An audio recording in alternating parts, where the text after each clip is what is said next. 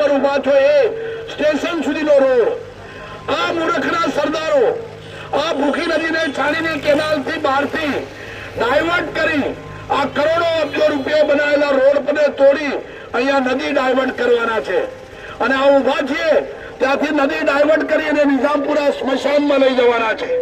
હવે આપ જાણો છો કે નદીઓને આ રીતે ડાયવર્ટ કરાય નહીં। કુદરતી પાણી નીકળે, જે વિસ્તારમાં પાણી નથી એ વિસ્તારમાં પાણી આવશે।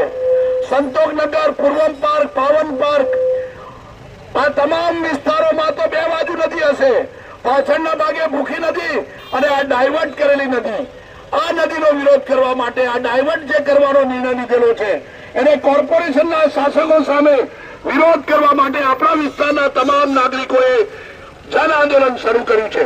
અમે લોકોના ઘરે ઘરે જઈએ છીએ, સમજાવીએ છીએ કે જાગો, તમારા બાળકોના ભવિષ્ય માટે, તમારા ધંધા રોજગાર માટે દર ચોમાસામાં આ નદીના પાણી વાળવાથી તમારા ઘરમાં પાણી ભરાશે, પૂરનો સામનો કરવો પડશે। વડોદરા શહેરની હાલત એટલી બદસુરત છે કે પૂરમાં ડૂબી જાય છે, શાસકો કશું કરતા નથી। પરંતુ આ નવાડના નાગરિકો જે છાણી જકાતના કાથી ચિસ્તિયાનગરથી, પ્રભુપાલથી, ગુરુ નાનક નગર, શ્રીરામ કોમ્પ્લેક્સ, આ તમામ વિસ્તારોની બાજુનો રોડ તોડી જે ભૂખીને ડાયવર્ટ કરવાનો નિર્ણય લીધેલો છે। કોર્પોરેશને ટેન્ડર બહાર પાડી દીધું છે, 40 કરોડના ખર્ચે અહીંયા ભૂખી નદી ડાયવર્ટ કરવાના છે, એનો વિરોધ કરવા સૌ જોડાઓ।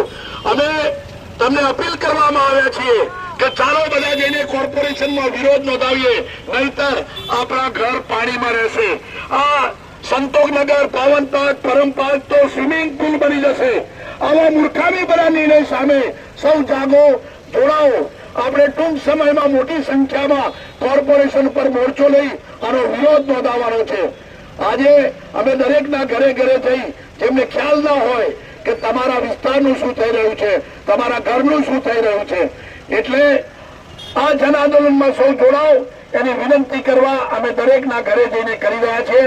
આપણા વિસ્તારના ઘણા બધા પ્રતિષ્ઠિત નાગરિકો જોડાયા છે, દરેકના ઘરે જઈને સમજાવી રહ્યા છે કે ભૂખી કાસ્ટનો કોર્પોરેશનમાં વિરોધ કરો, આવતા ભવિષ્યમાં પૂર ના આવે એના માટેનો પ્રયત્ન કરીએ।